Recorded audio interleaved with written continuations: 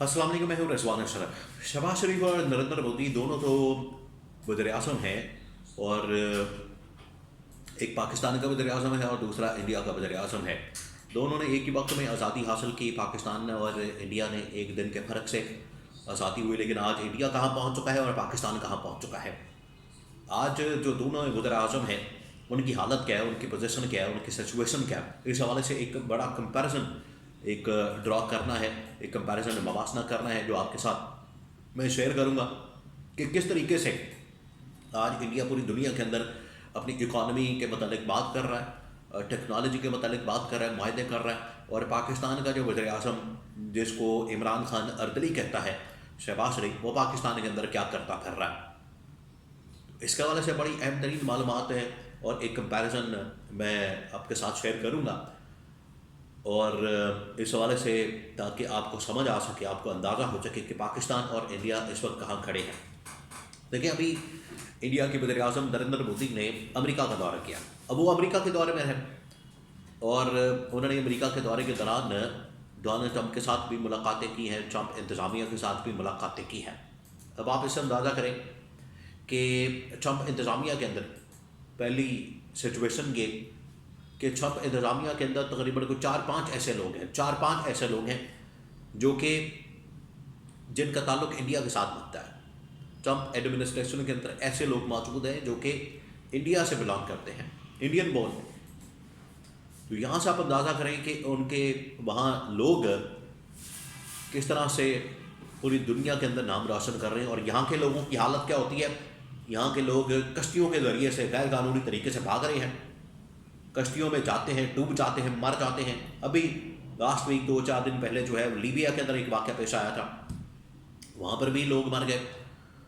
तो पाकिस्तान के लोगों की आप हालत देखें, बेरोज़गारी की वजह से, यहाँ के मसाइल की वजह से, यहाँ पर अपने कारोबार की तबाही और बर्बादी की वजह से भाग रहे हैं, और गैर कानूनी तरीके से 50-50 लाख रुपया दे के, 60-60 लाख रुपया दे के वो यहाँ से मौत खरीद रहे हैं।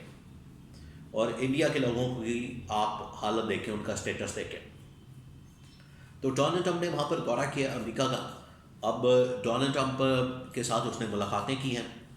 अब नरेंद्र मोदी या भारतीय वज़ीर आज़म अगर अमेरिका में जाए और बात करे, तो ये हो नहीं सकता कि पाकिस्तान के ख़िलाफ़ वो स्टेटमेंट ना दें। उन्होंने फिर जाके और वहाँ पर स्टेटमेंट दिया पाकिस्तान के ख़िलाफ़ कि पाकिस्तान को दहशतगर्दी कर रहा है, पाकिस्तान दहशतगर्दी के अंदर मुलविस है, और 2-3 वाक़यात का उन्होंने हवाला दिया, मुंबई हमलों का और पता नहीं कौन कौन से हमलों का।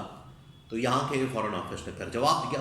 खैर, जवाब तो देना बनता था, लेकिन बात यह है कि आपने उस लेवल का जवाब दिया, वो ट्रंप के साथ जाके मिल रहा है, मुलाकातें कर रहा है, और उनके साथ जाके टेक्नोलॉजी के ऊपर, आर्टिफिशियल इंटेलिजेंस के ऊपर, ट्रेड के ऊपर, इवन के वेपन्स के ऊपर ट्रेड कर रहा है, डील कर रहा है। वो क्वाड का भी हिस्सा बन चुका है, उसके हवाले से भी आगे हिकमत अमली के ऊपर काम हो रहा है। तो नरेंद्र मोदी वहाँ जाके इतने बड़े बड़े मुआहदे कर रहा है, बड़ी बड़ी मुलाकातें कर रहा है, और ट्रंप एडमिनिस्ट्रेशन के अंदर अपने लोगों को भर्ती करवा रहा है। जबकि पाकिस्तान की हालत देखें, शहबाज शरीफ की हालत देखें। ऐसे तो नहीं इमरान खान इनको अर्दली कहता है, ऐसे तो नहीं इमरान खान इस हुकूमत को भी और शहबाज शरीफ को भी अर्दली और इस हुकूमत को जाली हुकूमत कहता है, फॉर्म 47 की हुकूमत कहता है। इनकी हालत ये है कि ट्रंप के आने के बाद इन्होंने बड़ी कोशिश की, इन्होंने सरतोड़ कोशिश की कि ट्रंप के साथ हमारा किसी तरह से सलाम दुआ हो जाए, कोई मैसेज हमारा पहुंचा दे, वहाँ पर उसके साथ कोई PR बन जाए, हमारी उसके साथ कोई सलाम दुआ हो जाए, हमारा कोई मुबारकबाद का ही मैसेज पहुंचा दे कि हम ट्रंप को मुबारकबाद देते हैं। यहाँ से ये ट्वीट करते हैं, ट्वीट के नीचे नोट आ जाता है, नोट लिखा जाता है उसके नीचे। तो ये तो इनके ट्विटर की हालत है। उसका राइट हैंड जो है डोनाल्ड ट्रंप का, वो एलन मस्क है, और एलन मस्क ट्विटर का मालिक है। तो आपने ट्विटर को यहाँ पर बैन किया हुआ। जब आप उसके सामने बैठेंगे तो वो आपकी फिर क्लास नहीं करेगा। आप ऐसे सोचें, अंदाज़ा करें।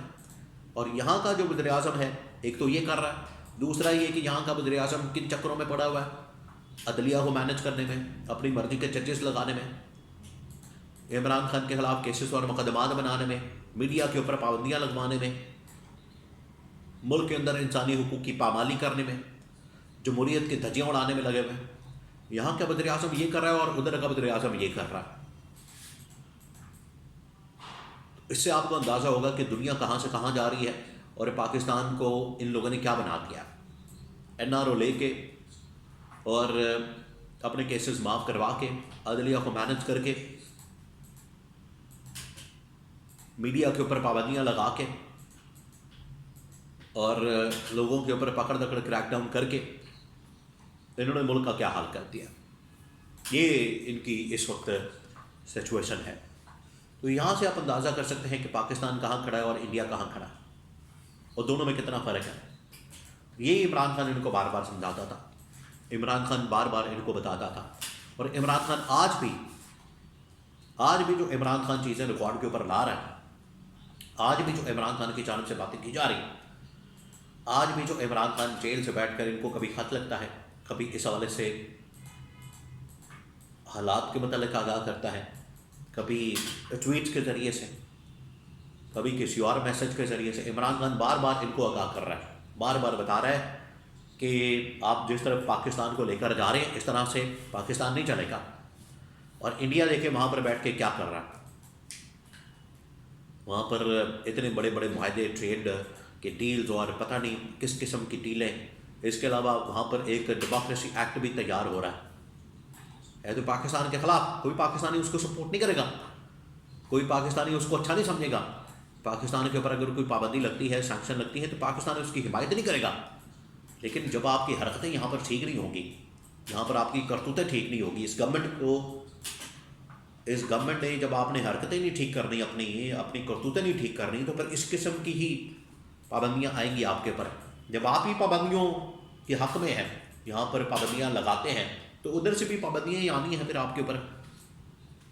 तो ये इनके लिए एक वार्निंग है, ये इनके लिए ख़तरे की घंटी है, ये इनको बता दिया गया है।